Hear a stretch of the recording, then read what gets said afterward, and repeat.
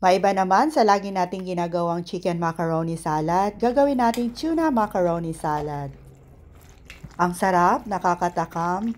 So tamang-tama to sa mainit na panahon. So tara, umpisa na natin ang gumawa.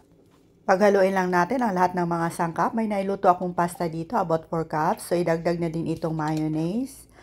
Dahil gusto ko ng mas ma-creamy, naglagay ako ng konting all-purpose cream.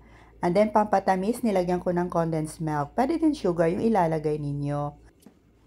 Optional lang po ang paglagay ng all-purpose cream at condensed milk kasi yung iba ay mayonnaise lang yung nilalagay.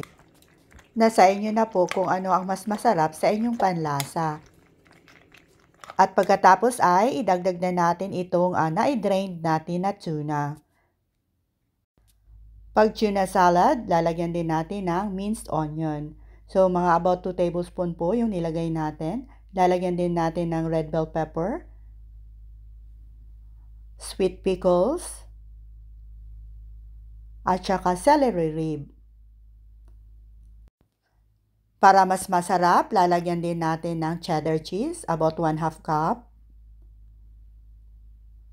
At paghalu-haluin muna natin. Dahan-dahan lang po ang paghalo-halo para hindi naman madurog itong ating pasta. So, timplahan natin ng konting asin at paminta. At saka idagdag na natin itong ating pineapple tidbits. So, mas maraming pineapple, mas masarap. Isa ito sa favorite ni Habi pag sa salad. Kaya dinamihan ko na.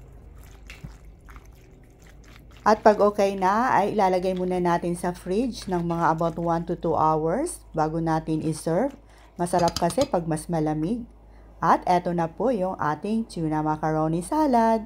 I-try nyo na din to mga mamshay. Talagang napakasarap po. Tara, tikman na natin to.